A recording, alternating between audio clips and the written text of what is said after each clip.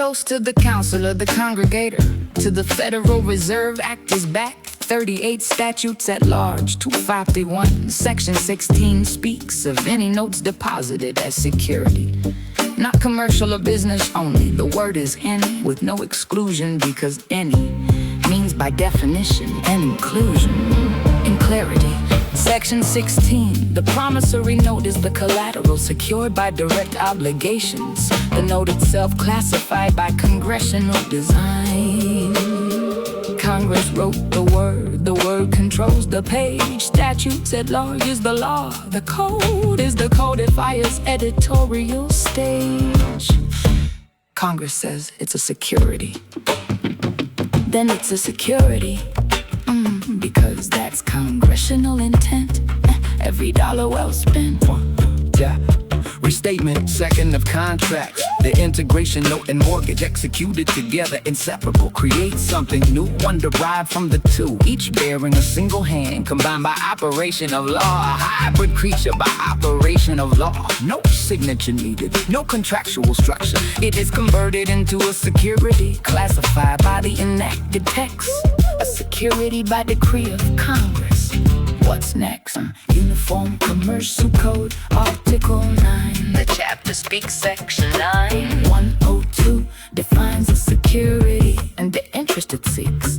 A promissory note is a financial asset, a security under Article 9. The section reads explicitly that a security interest attaches and perfects, and that interest classifies the asset. Article 9 treats the note as a security. The definition is statutory. This is not a consumer agreement. This is a security instrument.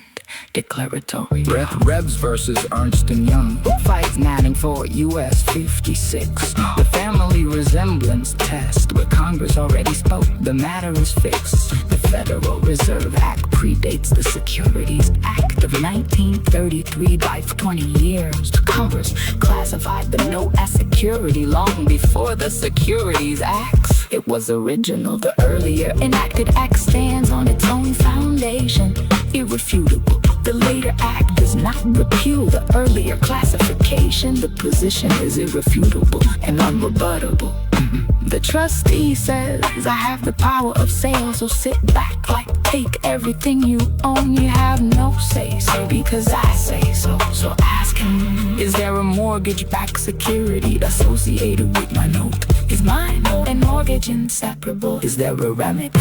Then I'm going to file a complaint with the SEC for securities fraud.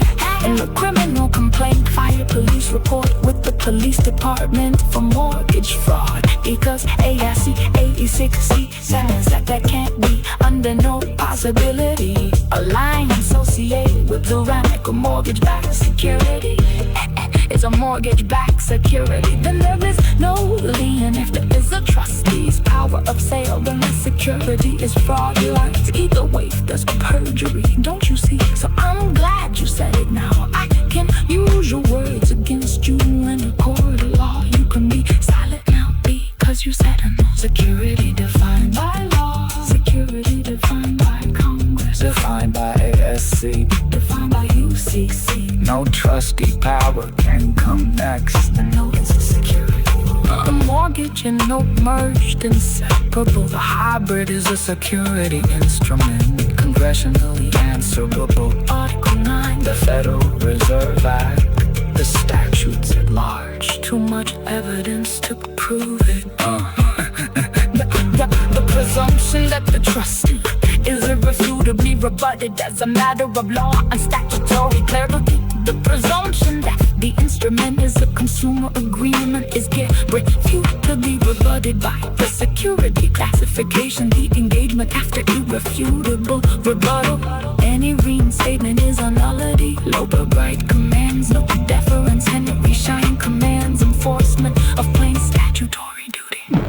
Magna card and Bill of Rights, Northwest Ordinance. The pillars precede the page. The Ninth Amendment confirms pre-existing rights. Who cares what the status quo is? What some courts said it is. The courts must follow the law. The courts are not above the law. The law says it's a security. The trustee says I have a security interest in the security. The remical mortgage-backed security says it's a security. You can't non-judicial foreclose on a security. Accounting Standards Codification 860. The rule is plain. A transfer of financial assets qualifies as a sale only when the assets sustain isolation from the transfer beyond the reach of every creditor. 860 1045. The conditions are clear, no mediator. The transferee holds the right to blend, no exchange the asset received, no effect to control, retain, no incumbents conceived. Isolation is the first commandment of the sale, and incumbents defeats isolation. The structure cannot prevail. 864, the qualifying special purpose entity speaks. The activity significantly limited. The legal documents define the peaks passive financial assets only. No incumbents may attach